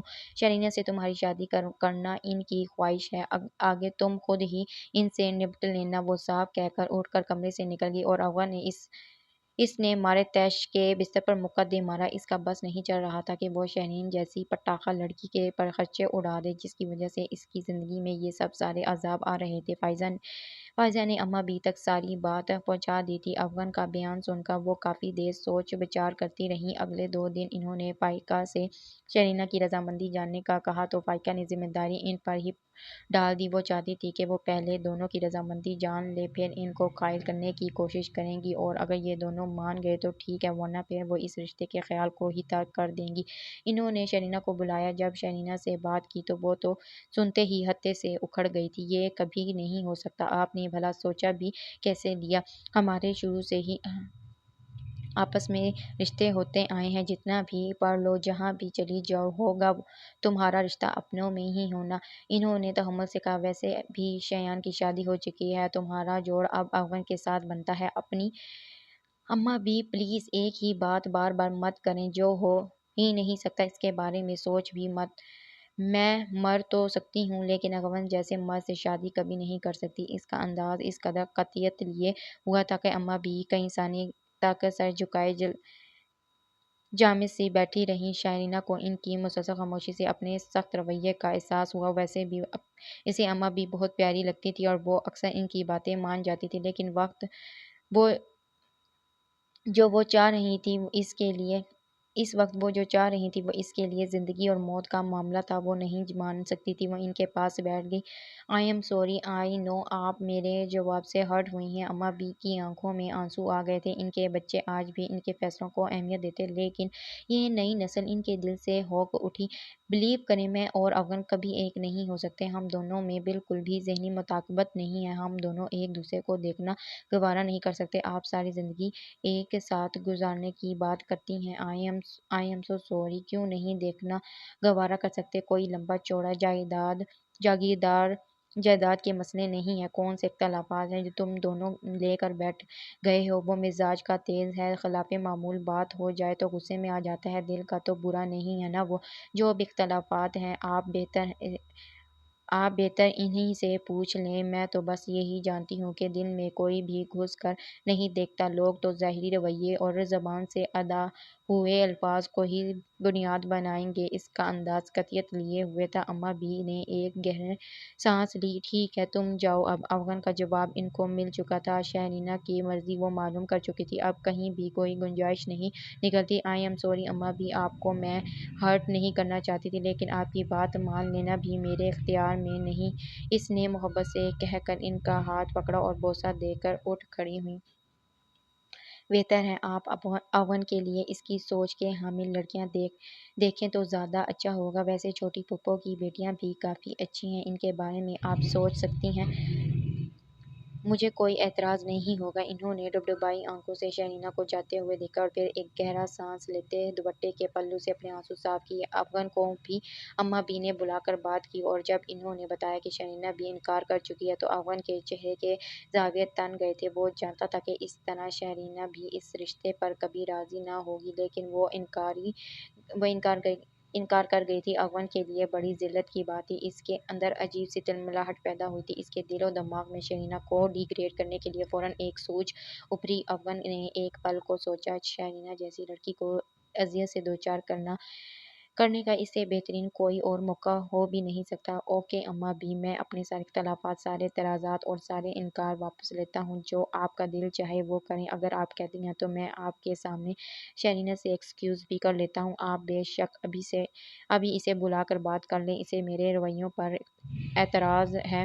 اوکے میں معذرت کے لیے تیار ہوں، آپ کی محبت میں آپ کے لیے میں یہ سب کرنے کو تیار ہوں، جو آپ کے دل کی خواہش وہی میری خواہش۔ وہ اما بھی کے ہاتھ تھام کر محبت سے بولا۔ اما جی نے حیران ہو کر اسے دیکھا، وہ تو ایک دم پینترا بدل گیا تھا، وہ اس کی کایا پلٹ پر حیرت زدہ تھی۔ میں اگر شہرینہ کو بلا لوں تو تم اس سے معافی مانگ لو گے نا؟ اما بھی ایک دم نہال ہوئی، پرجوش انداز میں کہا تو وہ ہنس دیا۔ آپ بے شک ابھی بلا لیں، میں معذرت کرنے کو تیار ہوں۔ انہوں نے ملازمہ کو آواز دی اور شہرینہ کو بلانے بھیجا۔ کچھ دیر میں شہرینہ آ گئی تھی، فائزہ کو بھی انہوں نے بلا لیا تھا، شہرینہ کے ساتھ فروا بھی تھی وہاں۔ فائزہ اور افغان کو دیکھ کر وہ دونوں حیران ہوئی، لیکن اس کے بعد افغان نے جس طرح اپنے گزشتہ تمام رویوں پر معذرت کی، فرح کے ساتھ ساتھ شہرینہ بھی حیران ہوئی۔ افغان جیسے مرد شہرینہ سے معذرت کرے، یہ ناممکن سی بات تھی۔ شہرینہ تو عجیب سے مخمصہ میں پڑ گئی تھی۔ یہ جو کچھ بھی ہوا غلط فہمی کی وجہ سے ہوا، تمہارا دل دکھایا،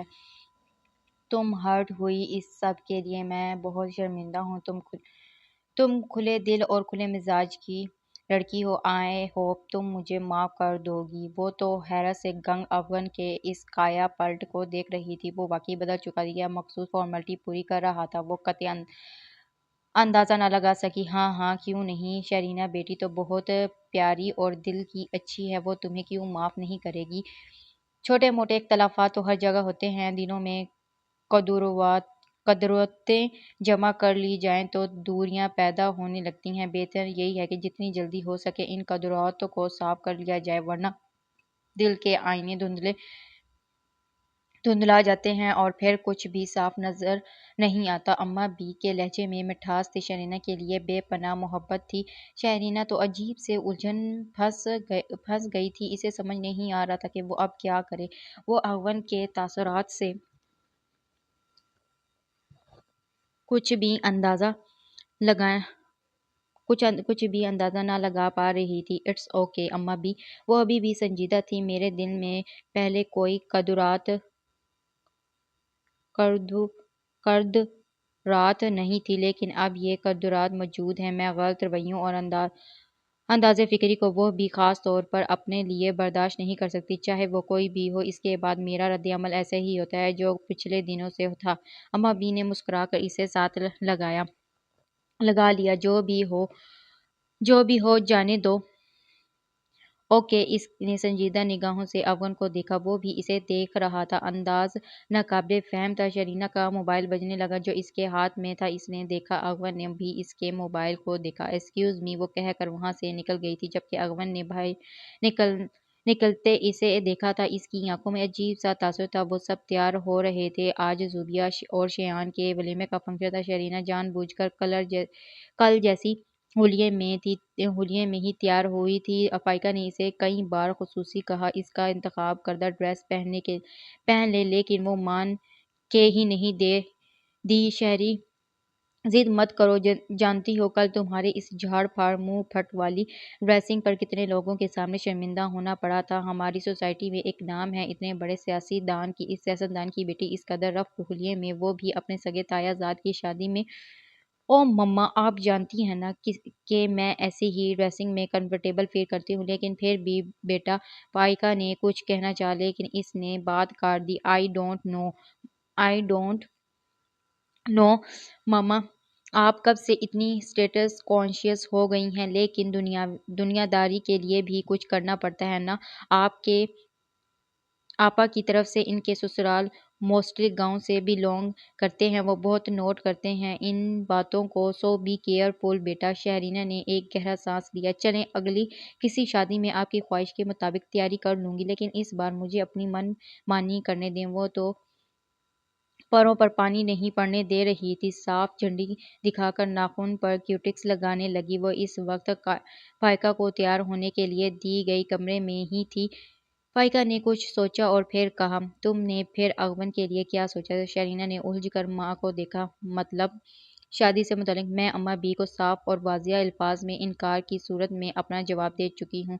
اس کا انداز ہنوز تھا، لیکن اماں بی کہہ رہی تھی کہ تمہیں افغان سے کچھ اختلافات تھے۔ اس کے بعد انہوں نے افغان کو بلا کر معاملہ کلیئر کر دیا تھا۔ افغان نے تم سے ایکسکیوز کر لیا تھا، جو اعتراضات تھے وہ تو ختم ہو گئے۔ آپ نے پوچھا کہ کیا اعتراضات تھے؟ اس نے کیوٹکس والی شیشی بند کر ایک طرف رکھی اور گیلے ناخن پر پھونکے مارنے لگی۔ ہاں، بتایا تھا کہ تمہاری افغان سے اس دن بائی روڈ آنے والے ایکسیڈنٹ والے معاملے کو لے کر کوئی بحث ہو گئی تھی، جس پر تم دونوں ہی ایک دوسرے سے بدظن ہو گئے تھے۔ اس کے بعد انہوں نے معاملہ کلیئر کروا دیا تھا تو بات ختم ہو گئی۔ اب شرینہ نے ایک گہرا سانس لیا۔ فائزہ اور اماں بی کا اصرار تھا کہ وہ فائقہ کو کچھ نہ بتائے، ورنہ وہ اب تک بہت کچھ بتا چکی ہوتی، اور کچھ نہیں بتایا انہوں نے نفی میں سر ہلایا تو اس نے ایک گہرا سانس لیا۔ بس اماں بی نے مجھے تمہارے پاپا، بھائی صاحب اور فائزہ آپا کو بلا کر کچھ دیر پہلے ایک فیصلہ سنایا تھا۔ بابا صاحب بھی وہیں موجود تھے۔ تم لوگ جانتے ہو نا کہ ان کے فیصلوں پر ہم سب کبھی کوئی اعتراض نہیں کر سکتے۔ ان کا انداز تہمتی تھا۔ کیسا فیصلہ؟ وہ کچھ الجھی ہوئی تھی۔ وہ شرینہ کی طبیعت اور مزاج کو خوب اچھی طرح جانتی تھی۔ انہوں نے کچھ سوچا اور پھر سر ہلا دیا۔ کچھ نہیں، چلو آؤ، تقریباً سب ہی تیار ہو گئے ہیں۔ ڈریس تم نے چینج نہیں کیا اپنی ضد کے سامنے؟ تم نے بھلا میری کب سننی ہے؟ لیکن یہ دوپٹہ لے لو، تمہاری شرٹ کے ہم رنگ ہے، خالی اسکارف لینا مناسب نہیں لگتا۔ اس نے سر ہلایا۔ اسکارف اتار کر دوپٹہ لے لیا تھا۔ دوپٹہ بھی جچ رہا تھا، بلکہ دوپٹہ ٹائٹ اور لانگ شرٹ کے اوپر زیادہ پیارا لگ رہا تھا۔ تم ہمارے ساتھ ہی میرج ہال چلو گی؟ انہوں نے کہا تو اس نے سر ہلا دیا۔ میرج ہال پہنچ کر کھانا کھانے کے بعد شرینہ کے کانوں تک جو خبریں پہنچی تھیں، اس نے اس کے دماغ کو بالکل سن کر دیا تھا۔ یہ کیسے ممکن ہے؟ وہ ماننے کو تیار ہی نہ تھی۔ میں تمہیں گھر پر ہی بتانا چاہ رہی تھی، لیکن تمہاری ری ایکشن کی وجہ سے چپ کر گئی تھی۔ جب تم دونوں میں اب کوئی اختلافات ہی نہیں تو اماں بی اور بابا صاحب نے سوچا کہ رشتہ طے کر دینا چاہیے۔ نو مما، نو، وہ تو پھٹ پڑی۔ It's impossible. تم جانتی ہو نا، جب تمہارے پاپا کو کوئی فیصلہ کر لیں وہ پھر پیچھے نہیں ہٹتے۔ میں نہیں مانتی کسی فیصلے کو۔ یہ میری زندگی کا سوال ہے۔ افغان سے رشتہ ہونے سے بہتر ہے میں کسی کنویں میں چھلانگ لگا کر اپنی جان دے دوں۔ جذباتی باتیں مت کرو۔ تمہیں ہم نے ہمیشہ ایک پریکٹیکل اپروچ دینے کی کوشش کی ہے۔ انہوں نے اب کی بار ذرا سختی سے کہا۔ افغان ایک ہائی کوالیفائی لوئر ہے، اس کا مستقبل بہت روشن ہے۔ اب گاؤں میں ہونے والے الیکشن میں وہ لڑے گا اور تم جانتی ہو اپنے علاقے میں یہ سیٹ ہمیشہ ہماری ہوتی ہے۔ افغان تمہارے پاپا کو سپورٹ کرے گا۔ پولیٹکس کے لحاظ سے ہمیں افغان کی سیٹ کا بہت فائدہ ہوگا۔ مما، اس نے بے یقینی سے ماں کو دیکھا۔ آپ اس پولیٹیکل نفع نقصان کے بارے میں کب سے سوچنے لگی؟ مجھے ان چیزوں سے کوئی فرق نہیں پڑتا۔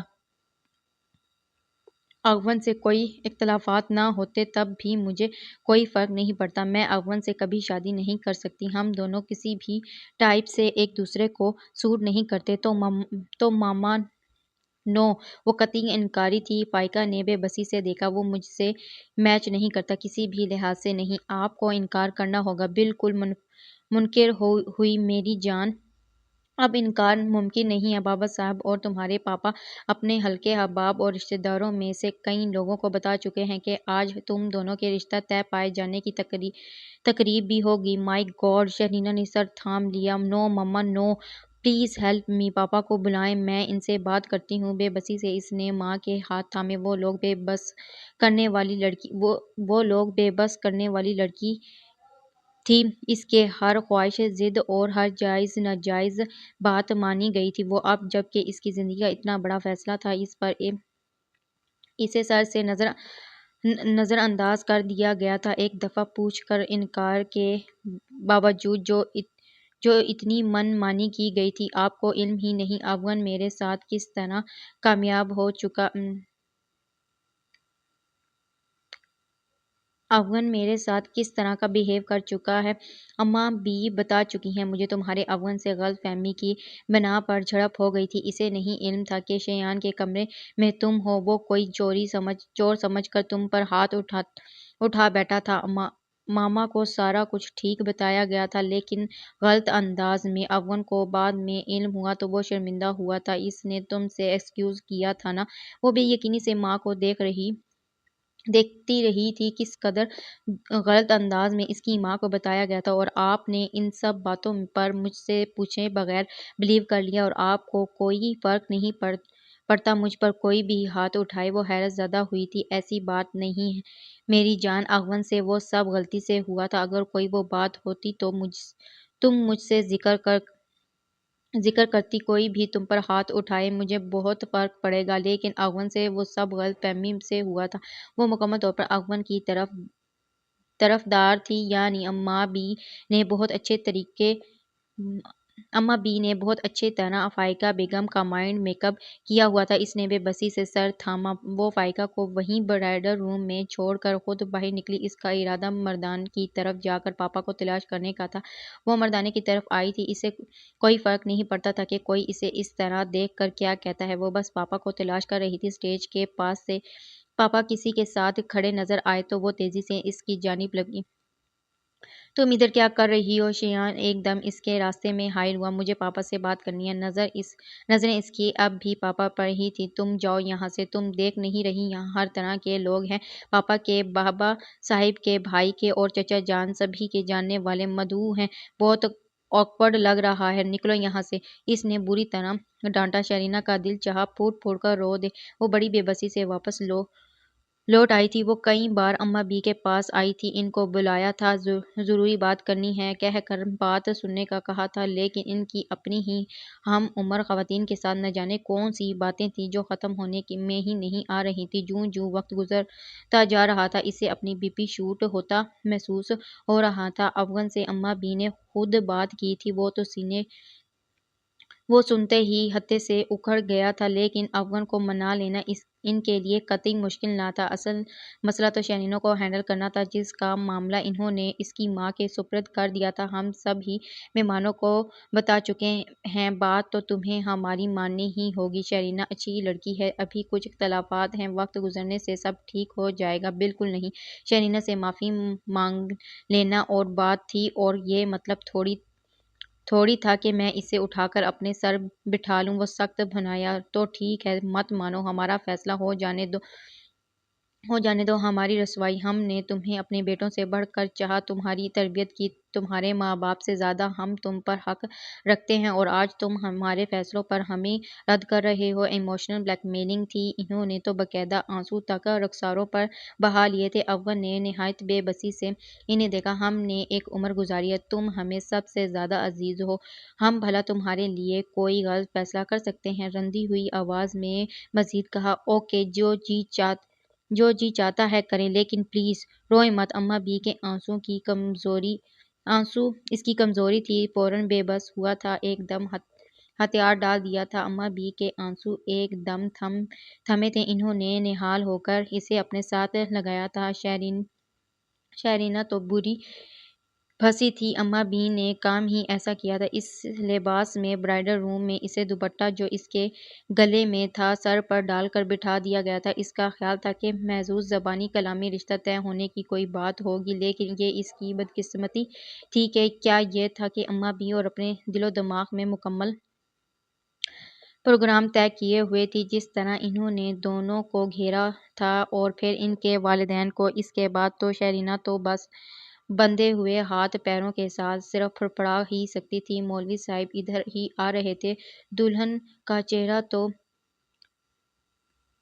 چھاؤ، کسی لڑکی نے جلدی سے اندر آ کر تیزی سے چھپاؤ کسی لڑکی نے جلدی سے اندر آ کر تیزی سے کہا تھا۔ شیرینہ تو مولوی کا نام سن کر ہی بے اختیار ہوئی تھی، اماں بھی ایک طرف، فائقہ خاتون دوسری طرف، دونوں پھوپھیاں سامنے۔ فائزہ خاتون کے علاوہ اور بھی نہ جانے کون کون سی رشتہ دار خواتین تھیں۔ اماں بی نے جلدی سے دلہن کی ہی چادر جو صوفے پر رکھی ہوئی تھی اٹھا کر اس پر ڈال دی تھی۔ یہ سب کیا ہو رہا ہے؟ کوئی مجھے تو بتائے، وہ چیخی، لیکن اس کی آواز اتنی ساری آوازوں میں دب گئی تھی۔ اس وقت کمرے میں بڑے پھوپھا عثمان صاحب شیان اور ایک عدد لمبی داڑھی والے مولوی صاحب کے ساتھ کمرے میں داخل ہوئے۔ مولوی صاحب ادھر آ جائیں، عثمان صاحب بولے۔ شیرینہ کا جی چاہا کہ چادر ایک طرف پھینک کر فوراً کھڑی ہو جائے۔ مولوی صاحب سامنے والے صوفے پر ٹک گئے تھے، انہوں نے رجسٹر سامنے ٹیبل پر رکھا۔ فائقہ نے اٹھ کر عثمان کے لیے شیرینہ کے پیروں میں جگہ خالی کی۔ آپ کا نکاح ہم اپنی مرضی سے بحیث ولی شیر افغان سے کر رہے ہیں۔ آپ کی ماں نے بتایا تھا کہ آپ کو کچھ اعتراضات ہیں، ہم سمجھتے ہیں کہ وہ اعتراضات بچکانہ ہیں، یہ ہمارے بابا صاحب اور اماں بی کا فیصلہ ہے۔ انہوں نے ماں کو دیکھا، اور یہ فیصلہ ہمارے لیے بہت مقدم ہے۔ افغان سے رشتہ طے پا جانا یہ میری ہی نہیں، ہم سب کی دلی آرزو تھی۔ معذرت چاہتے ہیں کہ ہم پہلے سے آپ کو اعتماد میں نہیں لے سکے، بس یہ بالکل ایک دم آنن فانن فیصلہ ہوا ہے، اور ہمارا ارادہ مخصوص رسم ادا کرنے کا تھا، لیکن اماں بی کی خواہش تھی کہ نکاح ہو جائے تو زیادہ بہتر ہے، اور آپ جانتی ہیں کہ ہم نے کبھی بھی اماں بی کا کہا نہیں ٹالا۔ ہم آپ سے بہت محبت کرتے ہیں، آپ کے حقوق کا تحفظ ہماری اولین ذمہ داری ہے، مجھے امید ہے آپ ہمارے مان برقرار رکھیں گی۔ انہوں نے دھیمے لہجے میں محبت سے اس کا ہاتھ تھام کر پیار سے سہلاتے صبر سے اپنے مخصوص پروقار انداز میں وہ سب کہا تھا، اور ان کے الفاظ ان کی زبان سے نکلتے شیرینہ کی سماعت کو فیاض یاب کرنے گویا اس کی زبان پر تالو لگا گئے تھے۔ مولوی صاحب بسم اللہ کیجئے۔ شہری کی طرف سے مکمل خاموشی پا کر انہوں نے مولوی صاحب سے کہا، اور مولوی صاحب نے نکاح پڑھوانا شروع کر دیا، اور شیرینہ وہ ایسی تھی جیسے کوئی پتھر کی مورت، بالکل بے حس و بے حرکت۔ نکاح کے بعد شیرینہ کی خاموشی گھر واپس آ کر بھی نہ ٹوٹی تھی، ورنہ کسی کے گلے لگی تھی اور نہ ہی کسی کے گلے لگی تھی اور نہ ہی کسی سے بات کی تھی۔ نکاح کے بعد عثمان اس کے سر پر ہاتھ رکھ کر مولوی صاحب اور دیگر لوگوں کے ہمراہ وہاں سے چلے گئے تھے۔ ماما اور اماں بی نے اسے ساتھ لگانا چاہا تھا، لیکن وہ اسی طرح بے حس و حرکت بیٹھی رہی تھی۔ نکاح کے کچھ دیر بعد مہمان واپس جانا شروع ہو گئے تھے۔ فرح نے اسی طرح چادر میں چھپی شیرینہ کی ایک دو تصویریں لی تھیں، اس کے بعد تصویریں لینے کی کسی کی ہمت ہی نہیں تھی۔ مہمان جانا شروع ہوئے تھے تو فائقہ کے ہمراہ ہی وہ بھی گھر لوٹ آئی تھی۔ آدھی سے زیادہ رات بیت چکی تھی، سبھی اپنے اپنے کمروں میں جا چکے تھے۔ عثمان باہر بابا صاحب اور دیگر لوگوں کے ساتھ بیٹھ گئے بیٹھ گئے تھے۔ کل صبح ان لوگوں نے رخصت ہونا تھا اور کچھ وقت فیملی کے ساتھ گزارنا چاہتے تھے۔ شہرین کمرے میں آتے ہی لائٹ آف کیے پیشانی پر ہاتھ رکھے لیٹ گئی تھی۔ فائقہ نے اسے مخاطب کرنا چاہا لیکن اس کا قطعیت بھرا انداز دیکھ کر وہ بھی خاموش رہی اور کمرے سے نکل گئی تو اس نے ہاتھ ہٹا کر کمرے کے اندھیرے میں گھورنا شروع کر دیا اور اس وقت فائقہ اور عثمان والے کمرے میں تھی۔ اس کے دماغ میں ایک جنگ سی چل رہی تھی لیکن اس کے تاثرات بالکل سپاٹ تھے۔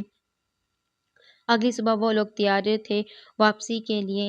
نکاح سے پہلے یا بعد میں اس کا اون سے سامنا نہیں ہوا تھا۔ ان سب نے ہائی وے پلان اسلام آباد جانا تھا۔ وقت رخصت سب لوگ موجود تھے۔ بڑی مما نے اسے بہت محبت سے ساتھ لگایا تھا جبکہ وہ اسی طرح سرد تاثرات لیے ہوئے تھی۔ اماں بھی تو بہت ہی خوش تھی، وہ ان سے نہیں ملی تھی۔ اس نے فرح سے بھی ہاتھ ملانا یا گلے ملنا گوارا نہیں کیا تھا۔ فائزہ بیگم نے خود ہی آگے بڑھ کر اس سے پیار کیا تھا۔ شایان اپنی بیگم کے ساتھ پھپھو کی طرف تھا۔ بابا صاحب اور اشفاق صاحب نے خصوصی طور پر ہاتھ رکھا تھا۔ اسد موجود نہیں تھا، وہ اس وقت اپنی نیند پوری کر رہا تھا۔ بہت سے مہمان میرج ہال سے ہی رخصت ہو گئے تھے اور بہت سے ابھی موجود تھے۔ وہ لوگ سب مل کر باہر آئے تو وہ ٹھٹکی۔ ڈرائیونگ سیٹ پر اون موجود تھا۔ اشفاق صاحب نے اسے بطور خاص ان لوگوں کو ایئرپورٹ چھوڑنے کا کہا تھا۔ دونوں کی نگاہیں ملی تھیں۔ اون کی نگاہوں میں سنجیدگی تھی جبکہ شرینہ کی نگاہوں میں سرد پن کے علاوہ ایک گہری نفرت بھی تھی۔ بس ایک پل کو نگاہ ملی تھی۔ شرینہ نے نفرت سے رخ پھیر لیا تھا۔ آؤ شہری ملازم سامان ڈگی میں رکھ چکا تھا۔ بابا فرنٹ سیٹ پر بیٹھ گئے تھے، پچھلی سیٹ پر ٹیپو بیٹھا تھا۔ اس کے بعد ماما